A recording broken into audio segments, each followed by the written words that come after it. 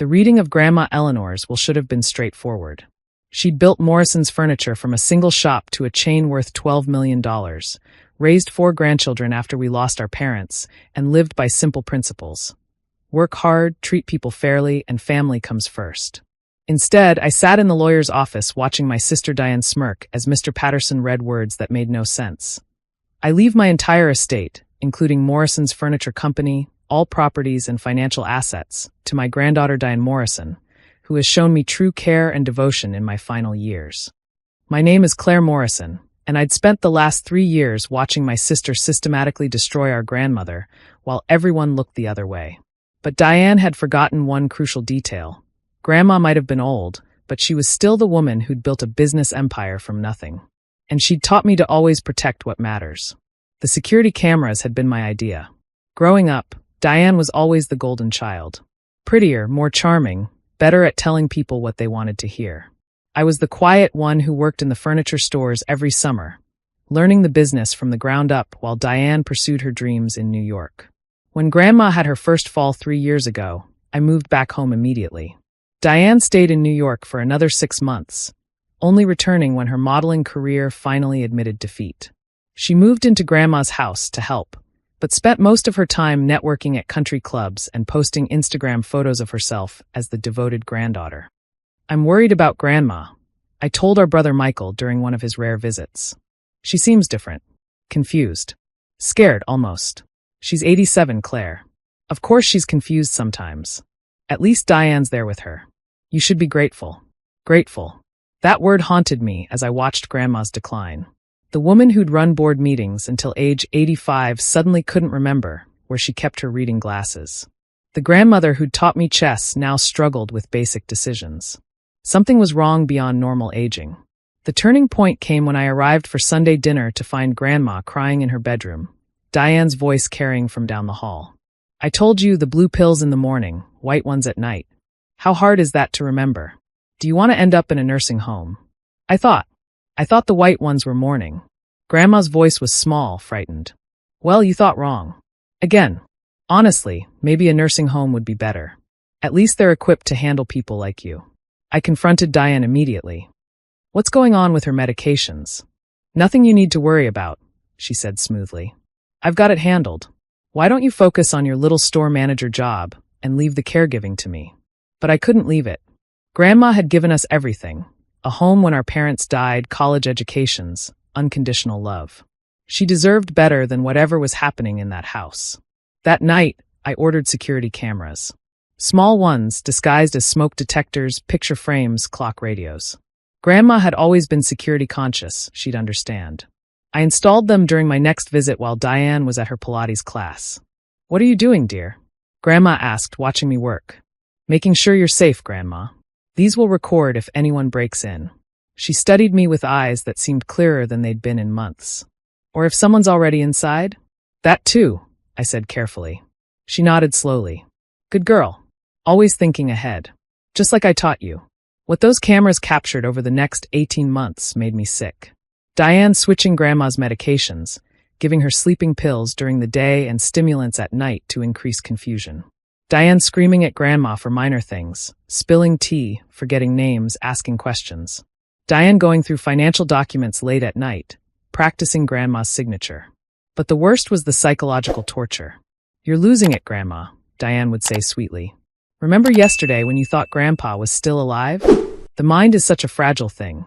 Good thing I'm here to take care of everything." I didn't say that about Gerald. "Of course you did. You were crying for him. It was so sad. Don't worry, I didn't tell anyone how bad it's getting." Grandma hadn't mentioned Grandpa at all. I'd been there. The theft was systematic. Jewelry disappeared. "Oh, you gave that to me, remember?" Cash vanished from Grandma's wallet. "You must have spent it and forgotten." Diane even sold Grandma's car and convinced her she'd agreed to it. "I need to drive to the store," Grandma protested one day. "Grandma, you haven't driven in years. Remember the accident?" There had never been an accident. But say something enough times to an elderly person you're drugging, and they start to believe it. I tried everything. Adult Protective Services said Grandma seemed well cared for.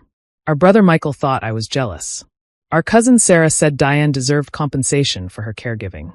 The family doctor, who only saw Grandma when Diane brought her in, noted some confusion but nothing alarming. Meanwhile, the cameras showed the truth. Diane withholding meals as punishment. Diane hiding Grandma's phone so she couldn't call anyone. Diane threatening her. If you tell anyone about our little arguments, they'll put you in a home. You know what happens in those places? They tie you to beds, drug you until you can't think. Is that what you want? The will change happened 6 months before Grandma died. On camera, Diane presented papers to a confused, medicated Grandma at 2 a.m. Just sign here, Grandma. It's for your Medicare. What does it say? I can't read without my glasses. Where are your glasses? Oh, Grandma, you lost them again. So forgetful. Just sign, it's nothing important. Grandma signed. The next day, she didn't remember it at all.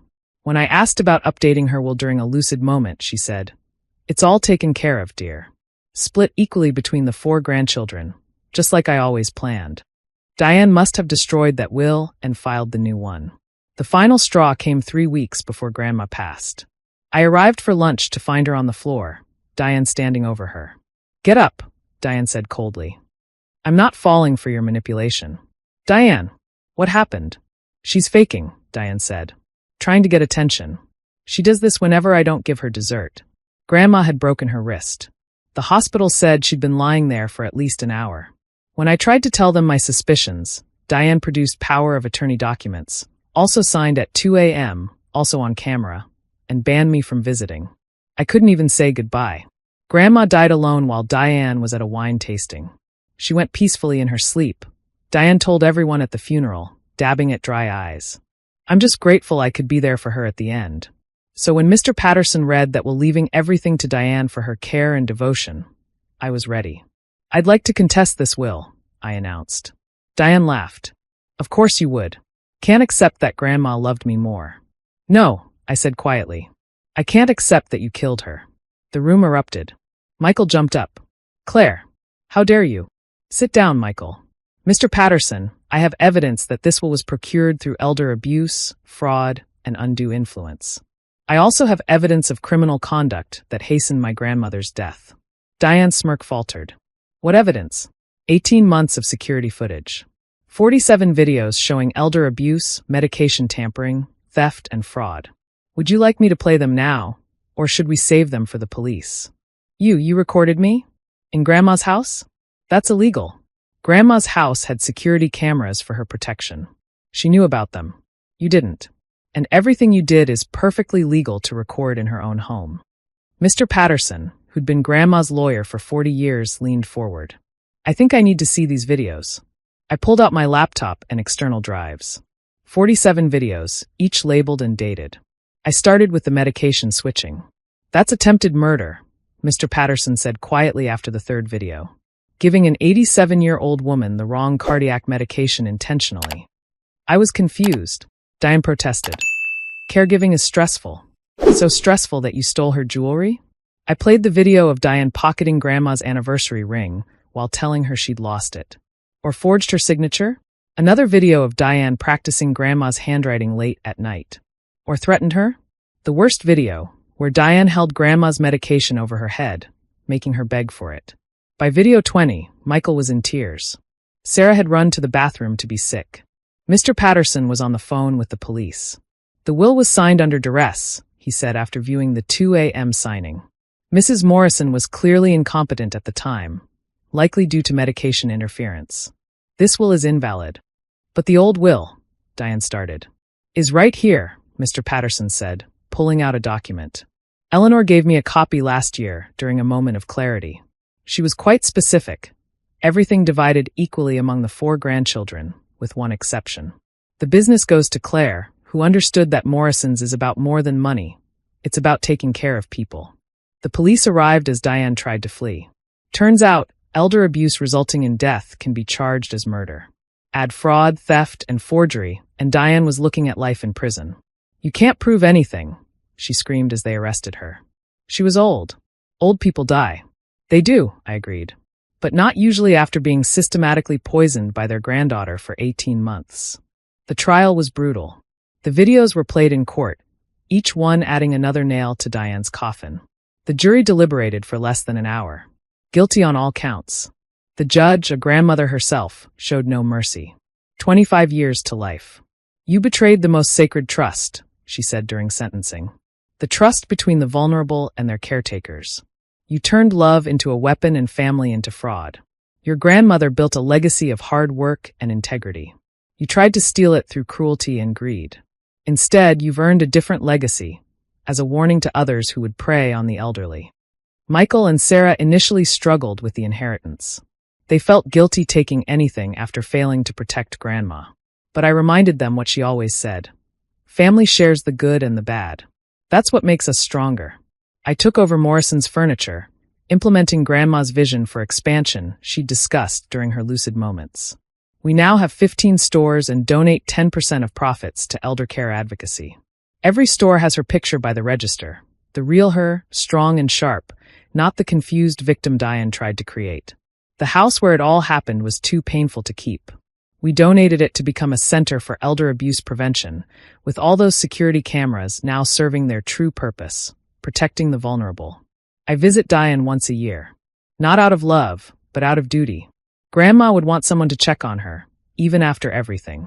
She's aged 20 years and 5, the prison jumpsuit hanging on her thin frame. I just wanted what was mine, she said during the last visit. But it was never yours, I replied. Grandma's love was free. Her trust was earned. Her legacy was built through decades of hard work. You wanted the reward without the relationship, the prize without the process. And you were willing to destroy her to get it. She was going to die anyway. We're all going to die anyway. That doesn't give anyone the right to steal our dignity, our peace, our final years. You didn't just try to steal her money, Diane. You stole her comfort, her security, her faith in family. That's what those cameras really showed. Not just crime, but cruelty. She had nothing to say to that. I run Morrison's furniture now, sitting in the same office where Grandma built her empire. Her desk, her chair, her principles. Every decision I make, I ask myself what she would do. The real her, not the confused shadow Diane created. The security system in every store is state-of-the-art. Some people think I'm paranoid. But I know the truth. Sometimes the greatest threats come from the people who claim to love you most. Grandma knew it too, which is why she understood when I installed those cameras. Always thinking ahead, she'd said. Just like I taught you. She taught me more than that. She taught me that strength isn't about controlling others. It's about protecting them. That family isn't about blood. It's about behavior. That love isn't about words. It's about actions. Diane said all the right words. I love you, Grandma. I'm here for you. Family takes care of family. But the cameras showed her actions. And actions, as Grandma always said, are the only truth that matters. My name is Claire Morrison. My sister convinced our grandmother to change her will through elder abuse and fraud. She thought she'd won when the lawyer read her name as sole beneficiary. She forgot about the security cameras I'd installed. All 47 videos showing her crimes. Now she's serving 25 to life, and I run the family business the way Grandma intended. With integrity, compassion, and constant vigilance against those who would prey on the vulnerable. Grandma always said I was the quiet one, the watcher, the one who noticed things others missed. Turns out, that's exactly what she needed. Exactly